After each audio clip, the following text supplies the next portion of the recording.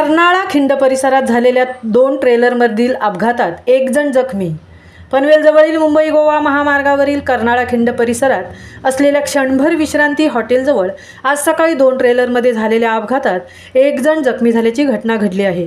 येथील महामार्गावरून पुढे जाणाऱ्या ट्रेलरला पाठीमागून आलेल्या ट्रेलरची धडक बसल्याने झालेल्या अपघातात या ट्रेलरमधील 1 जण जखमी झाला आहे।